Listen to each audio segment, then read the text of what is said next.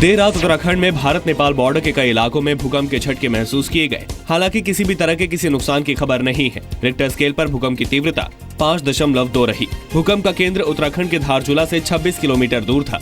भूकंप के झटके उत्तराखंड में कुमाऊं के चंपावत, अल्मोड़ा और गढ़वाल के श्रीनगर और पौड़ी में भी महसूस किए गए। सरकार ने उन अफवाहों को खारिज किया है जिनमें कहा गया था कि लोकसभा से पास हुई आईटी अमेंडमेंट बिल के जरिए सरकार की नजर घर में रखे सोने पर है। वित्त मंत्रालय की तरफ से जारी एक बयान में कहा गया है कि घोषित आय से खरीदे गए सोने पर किसी तरह का टैक्स नहीं लगेगा। शादीशुदा महिला को 500 ग्राम सोना रखने की छूट है। गैर शादीशुदा महिला को 250 ग्राम सोना रखने की छूट है, लेकिन पुरुष शादीशुदा हो या गैर शादीशुदा 100 ग्राम से ज्यादा सोना नहीं रख सकता। सोना के बारे में गलत प्रचार हो रहे।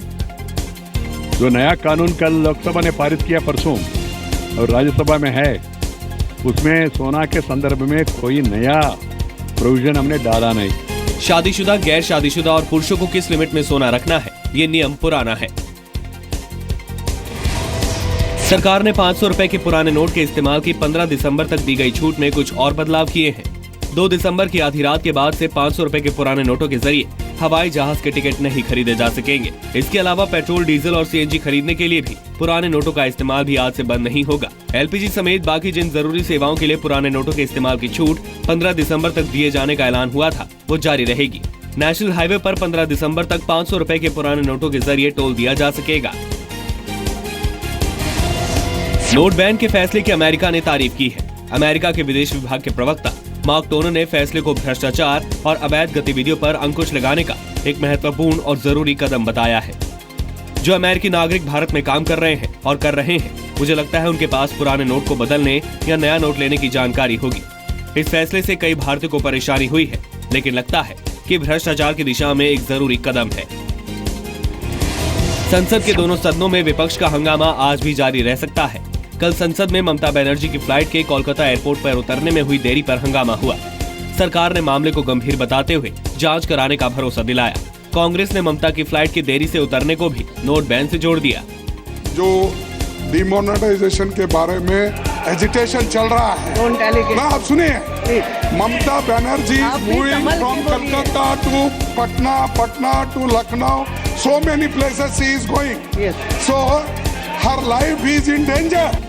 राज्यसभा में आज प्रधानमंत्री नरेंद्र मोदी चर्चा के दौरान मौजूद थे, लेकिन विपक्ष हंगामा करता रहा। पश्चिम बंगाल की सीएम ममता बनर्जी हावड़ा में सेक्रेटेरिएट के सामने और नेशनल हाईवे से आर्मी को हटाने की मांग पर अड़ गई हैं। ममता रात को सेक्रेटेरिएट में अपने दफ्तर में ही बैठ गई। उन्होंने कहा कि वो तब तक नहीं उठेंगी जब तक आर्मी यहाँ से नहीं हटाई जाती। उन्होंने आर्मी यूनिट तैनात करने की तुलना इमरजेंसी से कर दी, जबकि आर्मी का कहना है कि ईस्टर्न कमांड की सालाना एक्सरसाइज है। Every year it is conducted once to basically get a statistical data कि एक पर्टिकुलर एरिया में कितना गाड़ी पास हो रहा है, ठीक है, उसमें किस टाइप का गाड़ी है, लोड कितना, अगर कल को आर्मी को गाड़ी का जरूरत पड़ता है because of some contingency, some operations, तो कितना गाड़ी मिल सकता है। तो उस तरह के लिए basically it's a exercise which is conducted for statistical purposes. Supreme court के चीफ जस्टिस टीएस ठाकुर ने जजों की नियुक्ति को लेकर एक और बड़ा बयान दिया है। दिल्ली में कार्यक्रम के दौरान चीफ जस्टिस टीएस ठाकुर ने कहा कि जजों की नियुक्ति को हाईजैक नहीं किया जा सकता और जब अत्याचारी शासन के हालात हों तो न्यायपालिका को स्वतंत्र होना चाहिए।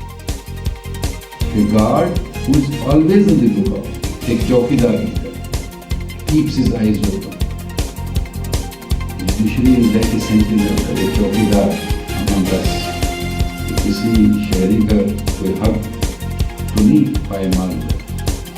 That is the role that judiciary plays against a tyrannical regime.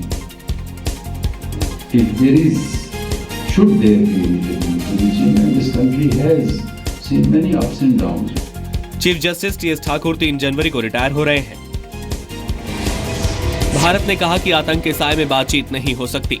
विदेश मामलों पर पाकिस्तान के प्रधानमंत्री के सलाहकार सरताज अजीज की भारत यात्रा से पहले विदेश मंत्रालय ने कहा कि आतंकवाद ही दोनों देशों के बीच बातचीत की राह में रोड़ा है। The primary reason for the current state of India-Pakistan relations is the continued cross-border terrorism from Pakistan. All we are saying is stop cross-border terrorism and the talks can happen.